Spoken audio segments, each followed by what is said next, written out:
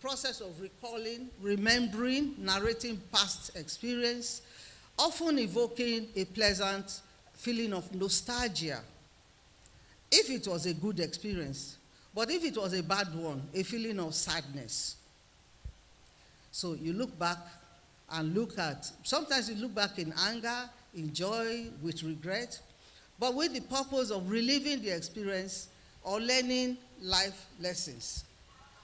So, next one, we look at journey. Journey involves traveling from one place to another. And, okay. Journey is a common term, so usually there must be a traveler for you to have a journey. Okay. Next expression, labyrinths of life. The word labyrinth comes from Greek, the Greek word labyrinthos, and was first used in the 15th century. It has a number of meanings associated, 8 of them. Now, I'm not going to go through the 8, but what is important is that they are all related. All the meanings are related, okay? So, on the whole, the phrase labyrinth of life refers to our life paths being viewed as complicated, irregular passageways which we have to experience and thereby guide us into deeper meaning and fulfillment in life. Walking a labyrinth takes us through twists and turns that symbolize the ebb and flow of life. What is in labyrinth experience is that the journey may appear to be meandering aimlessly, but the path has a sense of purpose, as if under the guidance of the supernatural. I'm sure many of us have experienced that. What of the last one? Quest for knowledge. A quest is a long, arduous search for something that is of great importance. It can be anything from exploration to crusade, probe, pursuit, expedition. Okay, covers a lot. And it's often associated with personal growth and always involves facing challenges. So quest for knowledge means a long search or pursuit to find or obtain knowledge. We note here that knowledge is beyond academics, and man has always had a deep-seated desire to explore his environment in a way, as a way of understanding and expanding his intellectual horizons. And knowledge is power, we know that. We remember the Greek mythology, replete with stories told of brave men, courageous men, heroes who went in search of the golden fleece. Of course, in our own African myths, we have similar stories. Remember people going in search, heroes going in search to acquire fame, power, wealth, venturing into impenetrable dark forests, that's home of the spirits, as we find in Wole Soyinka's Forest of 1,000 Demons, or the evil forest in Chinua Achebe's works.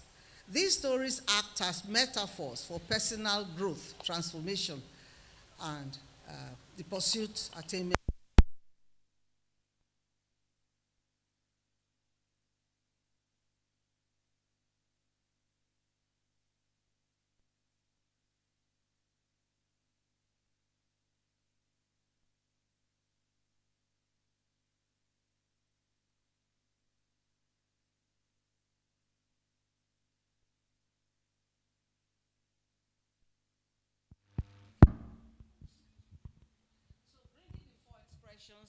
In the title together, using my life as an example, my life has been a purpose-filled journey in my search for knowledge, and I'm looking back at the paths with their twists and turns, sometimes difficult and complicated and seemingly meandering, but ultimately achieving success in my search for knowledge.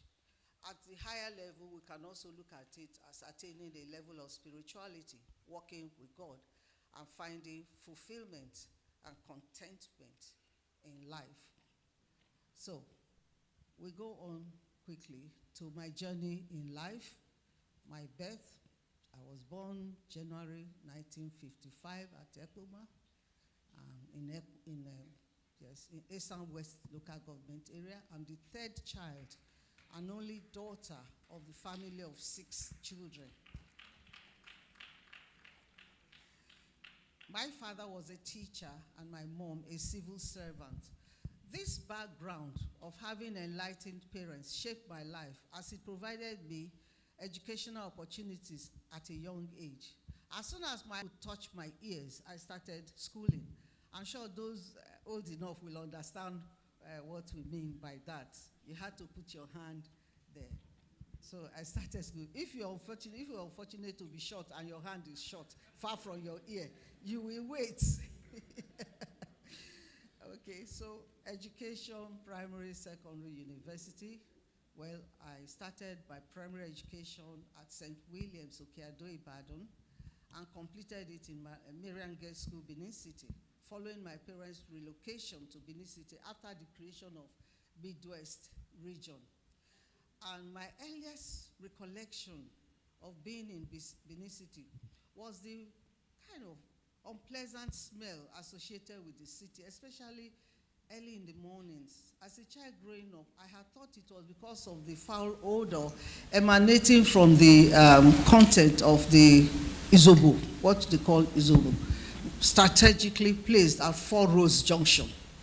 I found the smell nauseating, but I had to endure it. It was only years later, as a young grown-up woman, that I realized that the smell was from tapped rubber latex. And was a producer. The smell is long gone. The region, now Edo and Delta states, no longer produces rubber. Now everything is about oil, the so-called black gold. For my secondary education, I attended a Catholic school, St. Maria Goretti Girls Grammar School, Benin City.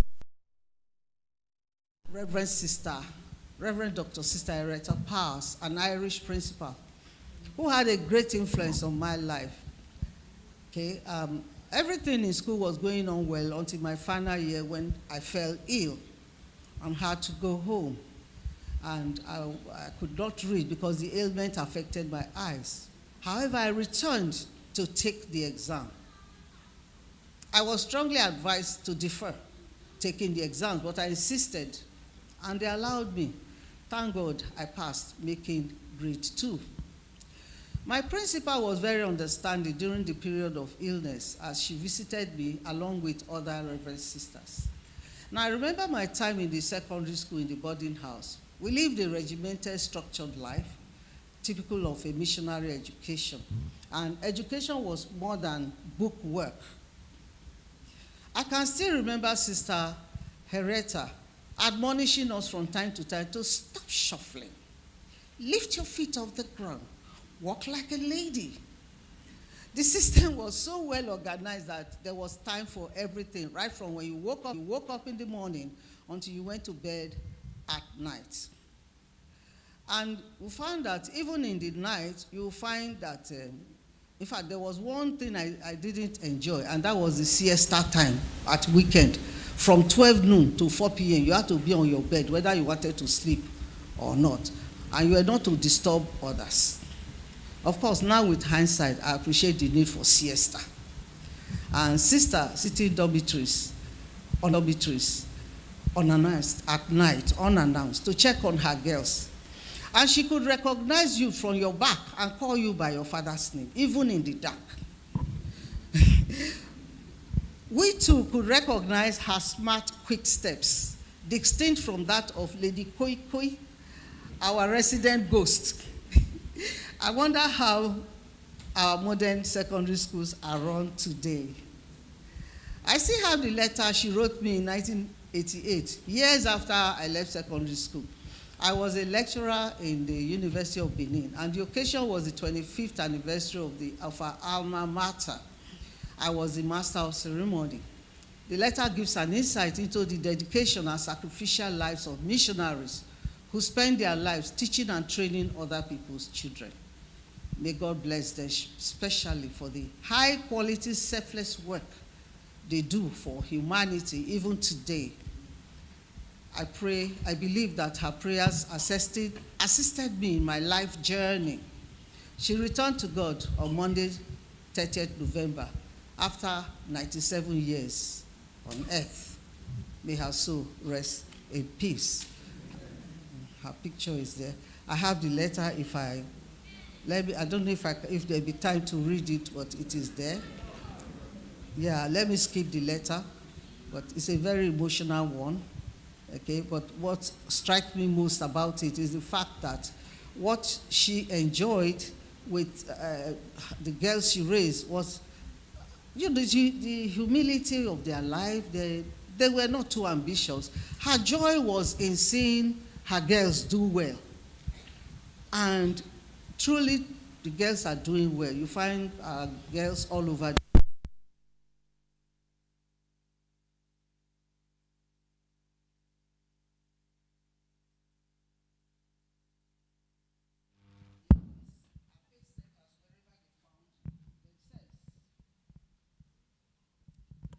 And to their credit, many are found in various professions as doctors, judges, lawyers, all over professions, engineers. It's unfortunate and sad to know that many of the colleges and grammar schools that missionaries built up and sustained by dint of hard work were taken over by state governments, only to lower the established standards and be destroyed. Even now, many alumni associations who currently bear the burden of caring for their alma mater are still pleading with governments to return the schools to the missionaries. It is now obvious that education is way more than knowing how to read and write. Enough damage has the secret registry, and I didn't find the public service so enticing. Okay, my educational journey continued with university education not as a science student, but in arts, following my admission to read English in the University of Ife in 1975, between 75 and 79. Talk of twists and turns. Now, the 4 years at Ife were a test of courage. Had nervous breakdown, what we call brain fag. Those days, brain fag was very common in the universities because the stress was too much. Thank goodness things are different now with the course and semester system in place, thus reducing drastically the tension and stress accompanying the quest for education. However, students face other worse challenges nowadays, and I'm sure we are all familiar with that.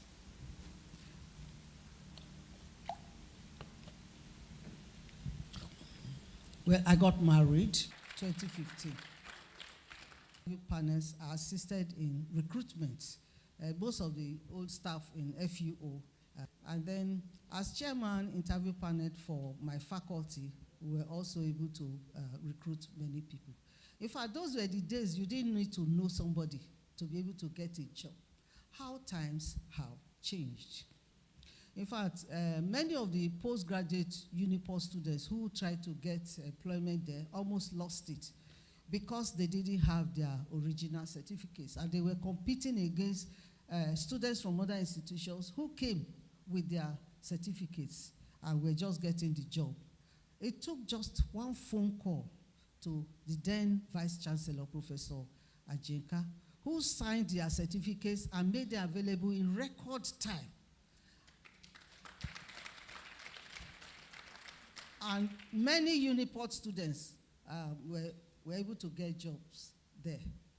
Again, you see, those that enjoyed it later, they didn't understand how it came to be.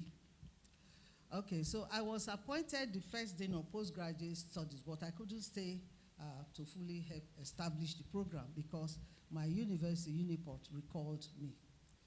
Membership of academic bodies, I belong to many of them, they are listed there.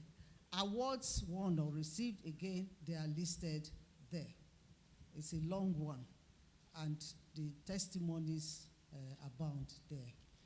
Getting lost in the labyrinths of life in the quest for a successful life. We know that quest for knowledge can be for attainment of whatever you want to be successful in life. Okay, it's what you need to get to upgrade position in life. But you find that sometimes people seem to get lost in the labyrinth and never seem to move to the next stage. So what are some of the results of pursuing our dreams attainable in the labyrinths of life? Now, you find that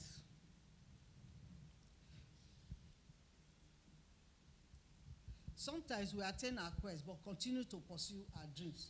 I'm sure you've seen people that they just keep acquiring degrees. They seem to have a knack for acquiring degrees. They enjoy acquiring degrees, even though they have acquired enough to make them move to the next stage. So you find instances where people have a good job. Of course, we know that good is a relative term, okay? They have good paying jobs, but they still choose to leave their country because of insecurity, poor working conditions, poor infrastructure, and skyrocketing inflation, among others. So they japa and settle abroad and visit home occasionally. The parents visit, and everybody seems to be happy at this blessing of living and working abroad. However, with time, they stop visiting, and parents, now too old to withstand the stress of traveling, also stop going. And with time, the bond weakens. Even siblings who live abroad in different parts of the world find it difficult to keep in touch, just occasionally twittering. It's so sad that parents who have children now seem to have none, as they seem to have been abandoned in Nigeria. I recall the case of a very close friend of mine who died in Nigeria. She was not that ill. She went to hospital by herself just for checkup. I was kept overnight for observation. She chatted with her children abroad and assured them that she was fine, she was on drip. I was very chatty.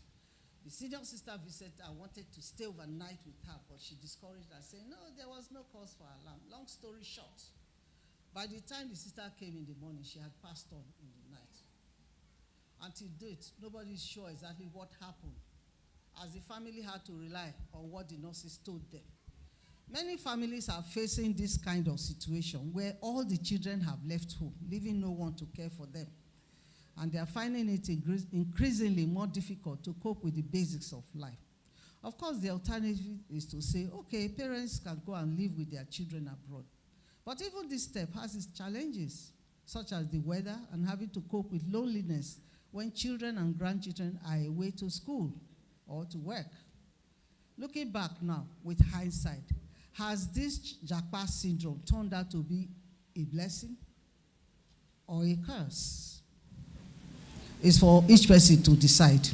Life lessons to share, to learn and to share. In view of all this, it's good to make sure that not all your children move abroad. I encourage at least one of them to remain. At least one to remain.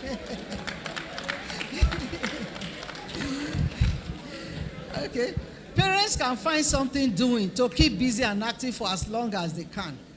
And when you build your house where you will not be alone. You can have your own house within the compound. People can live in the same compound with you, but you can maintain your privacy when you want. You need to invest well when young so that you can live on your investments in your old age. While young, train all your children to come home for holidays at the same time. Encourage your children to visit home with their children. Teach your children their language and speak it to them.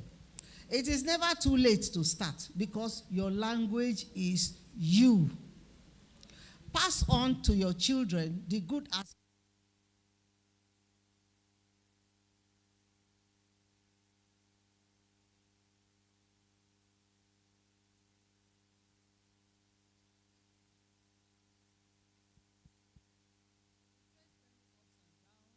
in the visit of life, but triumph at the end. It is this possibility of attaining success that gingers us to keep striving. Life itself is a journey of sorts. If we take a spiritual perspective, life as we know it is a spiritual journey. We are in this world for a purpose. It is for each person to find that purpose and pursue its attainment. From this perspective, we are in this world to work out our salvation. The journey is seen as the journey back home to heaven. We Christians believe we are not alone because God is ever present in all circumstances. Hence, we cry to him for assistance.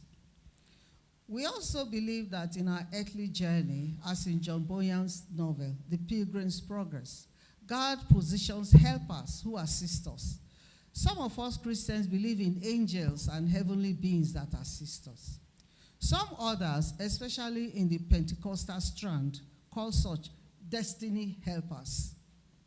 Whatever one's belief, it is consoling and reassuring to know that we are not alone in this world. And after all our earthly struggles, trials, and tribulations, we shall return to our Maker in heaven at the appropriate time, known only to God, our Maker. Hence, while we are here, let us walk with him and learn to key into the promptings of the Holy Spirit, so that at the end, we will reunite with our God, because we came from him, and to him we shall return. Thank you very much for listening.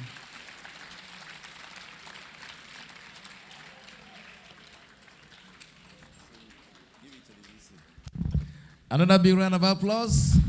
Our professor will officially hand over the lecture to the Vice Chancellor of the university.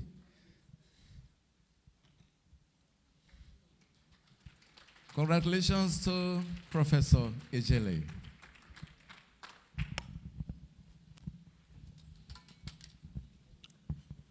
Having now listened to our dear Professor Philomena Ejele, Life Journey and Counsel, I want to invite the Vice Chancellor, Professor Wunare Ham, for his closing remarks. The Vice Chancellor, sir.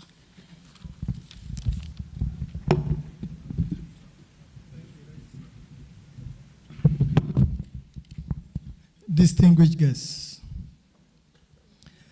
the spiritual aspects of most valedictorians are really amazing because they've seen it all. They have seen it all. In fact, if you give valedictory lecture and there's no spiritual contest, then I'll begin to wonder whether you know that you are gradually going towards home. So it's in order. It's in order. And mommy's spiritual, was quite very high. Ladies and gentlemen, please permit me to recognize some of my teachers who are here. Whenever they are around, let me recognize them, because they taught me in undergraduate and postgraduate. I want to give them that respect. Professor Odia, you are welcome. Professor Ebong, you are welcome. Professor Akaning, you are welcome. Professor Ejele, you are welcome. Professor Bene Willie Abe, you are welcome.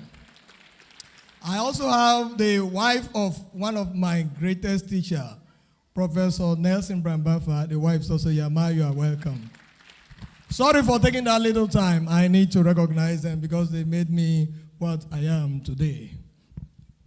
Ladies and gentlemen, can we rise once again and give our 33rd valedictorian a rousing ovation? Thank you very much, thank you very much, thank you very much. Every story has 4 parts. The beginning, the middle, the almost ending, and the true ending. The final moments of an academic journey bring mixed emotions, excitement, nostalgia, and anticipation for what next. Today, our distinguished valedictory lecturer has discharged herself honorably and very creditably as she bows out of the service of this unique university with a true and very happy ending. Let me quote one of her quotes in this work. She says, "One wonders how long the system will hold out before it finally collapses." Prof Ma, the answer is blowing in the wind. The answer is blowing in the wind. Esteemed colleagues, distinguished guests, and dedicated participants, as we draw To a close on this beautiful day, I wish to express our profound gratitude to our valedictorian, Professor Philomena Ejele, for our compelling presentation. Our lecture has expanded our views about life and wisdom to live by as scholars. Professor Ejele's title encapsulates 4 core expressions: reminiscing, joining, the labyrinth of life, and the quest for knowledge, which resonate deeply with all of us. Professor Ejele's reflection on our life journey, from our humble beginnings in Ekboma to our illustrious academic and professional career, provides invaluable insights. Our narrative highlights the profound impact of early educational opportunities and the critical role of a disciplined upbringing in shaping a life of purpose and achievement. The anecdotes from our primary and secondary education, under the tutelage of dedicated educators like Reverend Sister Ireta Powers, underscores the enduring value of missionary education in fostering not only academic excellence, but also moral integrity. It is my hope that LCS will strive again, once more, to rival medicine in cutoff point process for admission once again now or in the near future. Because I know, as she said, it was like that before, but I'm not sure it's like that again now. With the hope that LCS, please strive and make sure that your cutoff points are the same thing with medicine again in the near future. Because I'm not sure it is like that again now. Ma, is it like that again now? I don't think so. She says it's not again. What has happened now? Medicine is now higher than LCS?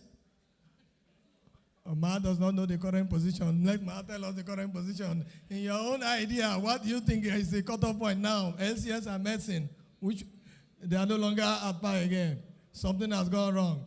LCS, if you are here, you must make sure that you strive to bring up your cutoff points. All right. Ladies and gentlemen, there's nothing much to say again about this valedictory lecture. She has told us everything. But the only thing I want to say now is to which are well, and drawing from the Bible. If we look at Ecclesiastes 3, verse 1 to 2, the Holy Bible says, there's a time to everything. There is a season for everything. A time to start to work as a lecturer, and a time to retire. So it's our time to retire. What else can we say? Thank you, Professor Mrs. Ejele. Thank you for spending so long a time with us, even though it seems like yesterday. Thank you for making so much contributions in the Faculty of Humanities and your impact in several other official assignments here in the University of Port Harcourt. We are indeed very grateful. Thank you for leaving such great legacies. It is time to say goodbye, Prof. We immensely congratulate you as you meritoriously retire from the services of the University of Port Harcourt, not today anyway, but on the 10th. So she still has 2 more days to stay with us. She has 2 more days to stay with us. So I am still a Vice Chancellor because she still has 2 more days. But after 10, she can call me and say, VC, you are no longer my VC. So thank you very much. On behalf of the Governing Council, the Senate management, staff, students, and our numerous stakeholders, we wish you the best in retirement. We wish you a retirement in good health, longevity, and all that you desire. Thank you very much. God bless us all. Thank you.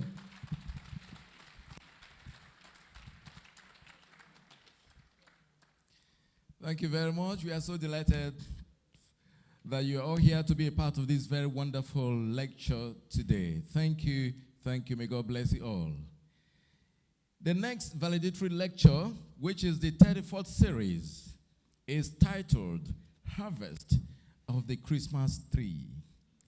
And it's going to be delivered by an erudite scholar, the 7th Vice Chancellor of the University of Port Harcourt, Professor Joseph A. Ejele.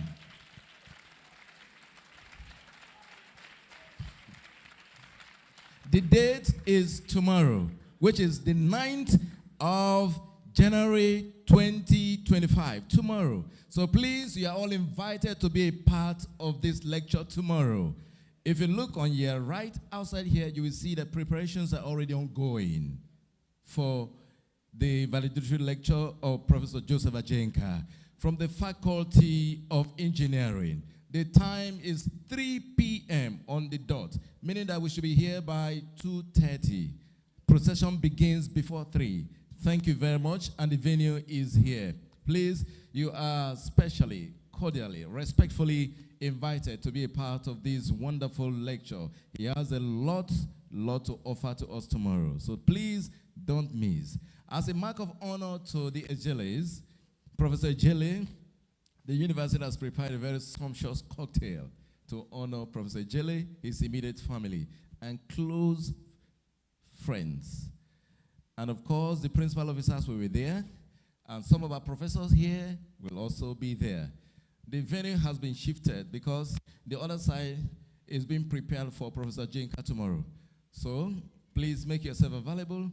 And those who are not supposed to be there, please, we thank you for finding time to be with us here today. May God bless you and give you traveling mercies to your respective homes in Jesus' name. Please, I respectfully invite us to rise as we take. I'm sorry, while he was talking, he said, we are talking about the female Ejele. So the honor today is for the female. Okay? And so thank you very much. God bless you.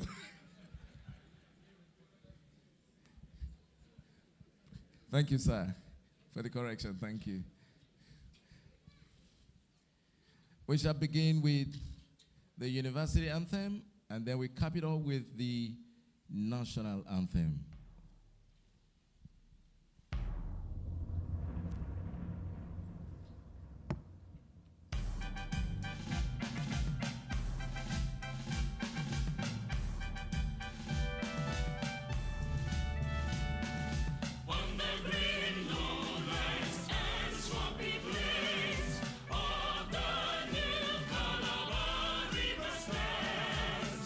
University of Port Harcourt.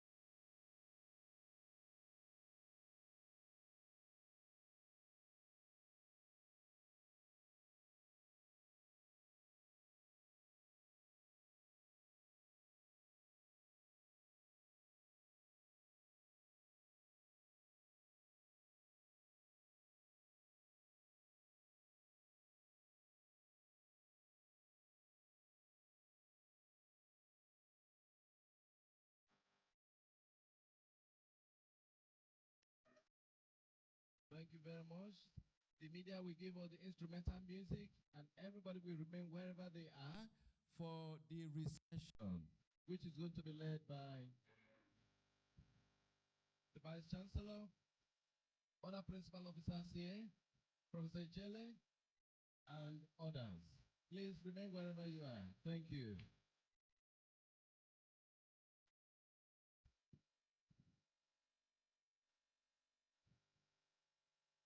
We shall go for a group photograph outside.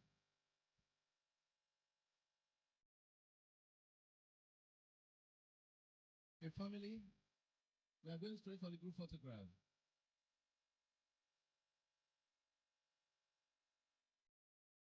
Don't forget to be here tomorrow at 3 o'clock.